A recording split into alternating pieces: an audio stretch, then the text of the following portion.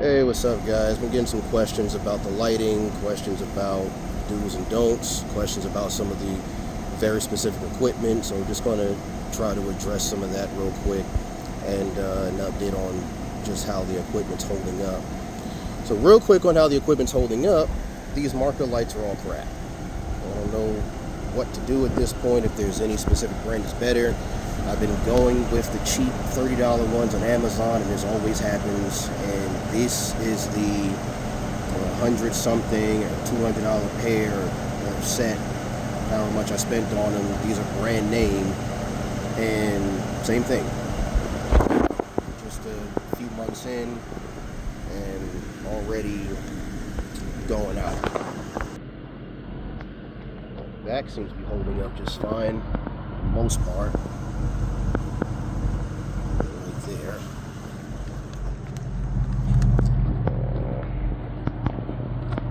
Same thing with that one, so I don't know if that's a design flaw, it's in the exact same place.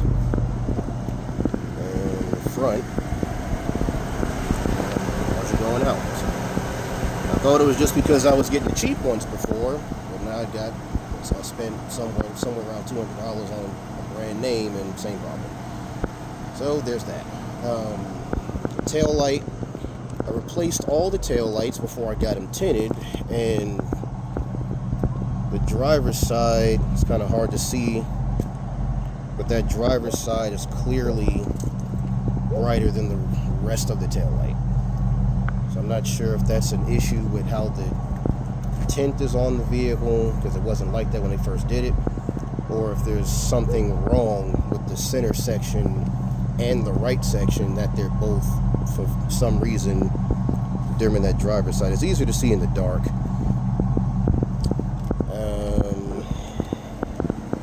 What else was there? Oh, the amber cruise. The rear light bar. Half that amber's gone dim. That literally took all of 2 months.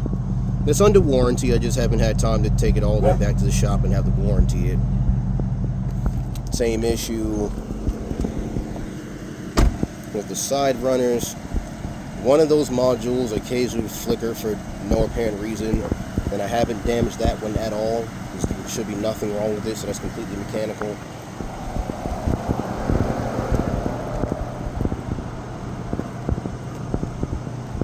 Same on that side. One of them's gone halfway out, and I think that same one flickers. So I've got to replace both side runners and the rear light bar and the marker lights. Several people asked about the push bumper along with this bumper. Now this is something I wish I'd have realized was going to be a pain. Turn those lights off. It was going to be a pain when I first had this idea.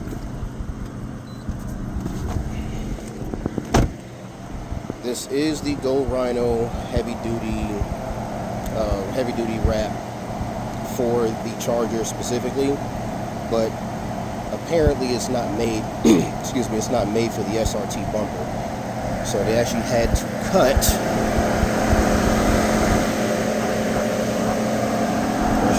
the bumper. But it was a straight bumper. Cut that around.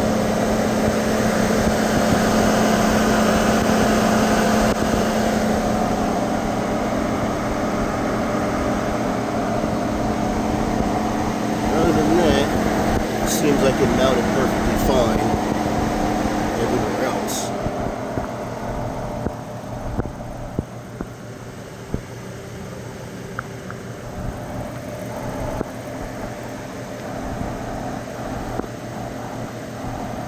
This building was cut here too.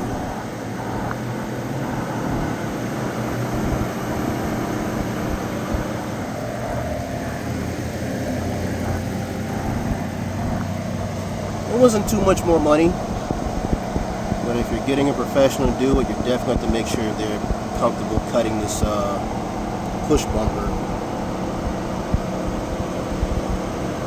and getting it right the first time if you're doing a front bumper swap like I did.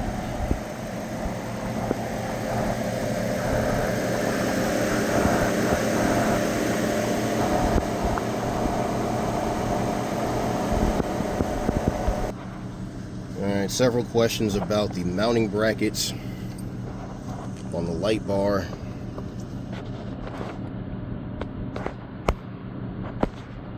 don't know why that's letting me zoom and just flash at the same time. So take this stuff down. We want close-ups of how this stuff mounts. There you go.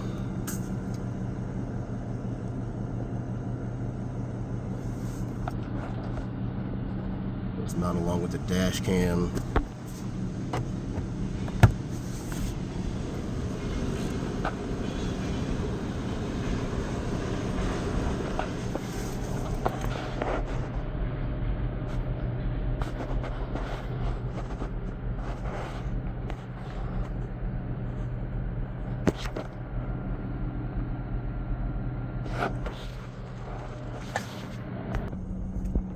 And there's the rear light bar.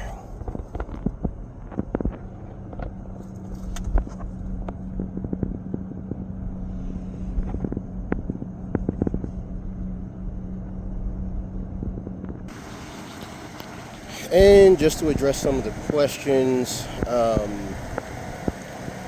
color of the light, a lot of people asked about green. I personally don't like green. It's a psychological thing. People see red, they think stop. People see green, they think go. Green's a good way to get people to crash into you, in my opinion. And again, that's just my opinion, where I don't like the idea of using green. And people ask me a lot about what color you can use. That's entirely state to state. Speak to an attorney or speak to the Department of Public Safety, maybe a state trooper, but make sure you speak to someone who specializes in traffic code and actually ask for the code section, because a lot of times people have no idea what they're talking about.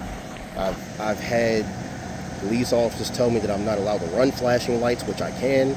I've also had police officers tell us that under certain conditions we can run blue lights, which we can't. There's no way around that in this state. So don't just take a cop's word for it. Actually speak to an attorney, speak to DPS, speak to a state trooper, get the code section, read it, make sure you know what you're talking about. Because if you don't know what you're talking about, and you end up dealing with the wrong cop, you're going to be sitting behind bars and trying to say, Officer so-and-so told me I could do it. And I've seen those cases happen. So just save yourself the headache. Now, as far as how much light to use, personally, this is more than enough for what I typically do. You know, the reason I ended up with more lighting originally, I had several situations where I ended up assisting local PD with traffic stops. Traffic accidents.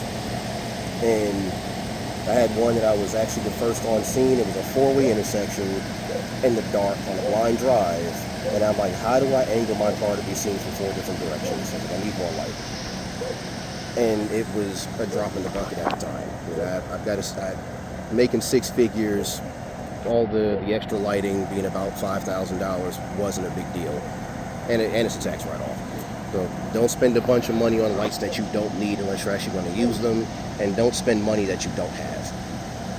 Now, again, depending on the type of work you do, this is more than enough to show presence. On the occasion that I've worked construction sites, disaster response, where power is out to the entire area, that's where the full flood does come in handy. We're literally working in an area where you can't see anything due to power outages, floods, hurricanes, or again just construction sites. We had a subdivision, it was an entire subdivision in the middle of the country with no lighting to the entire property and 35 $500,000 houses. This type of lighting comes in handy for that. Again, if you can afford it, if it makes sense for you, if it's the type of regular work you do. Traffic, I don't personally do traffic. We take something on a very, very rare occasion. For example, a friend of mine took a traffic detail for a couple weeks, and it was paying $65 an hour, 16-hour days. 1 week, working that detail for 1 week would have been more than enough to pay for this entire light package to have something like that. So there's a reason to buy the type of light you're looking at. Don't just go get things just for that. Remember, you want to typically avoid white flashing to the rear. Those lights in the bumper, they have to pull the bumper off to reprogram them, which is why I haven't had that done yet. But I am going to get those reprogrammed that flash amber only. Flashing white lights to the rear is just, it's too bright and more likely to cause an accident. So if it's something that you can avoid, if you're working on the on DOT property, I would absolutely avoid having any flashing white lights to the rear. It's something something slipped my mind when I had these lights programmed originally. Last thing real quick, apparently for some reason my siren tones stopped working. And I'm wondering if that's from the regular mechanic being under the hood, if they disconnect the speaker, because the hammer is a self-contained system and it works fine. But everything that goes to the regular speaker, it's not working all of a sudden. Everything else on the controller seems to be working fine. That's it for the update on this one. Any other questions, feel free to comment. I'll try to get back to everybody as I can, save people the trouble of spending unnecessary money and making the mistakes that I've made over the last 3 pursuits that I've owned. Anything else, hit me up.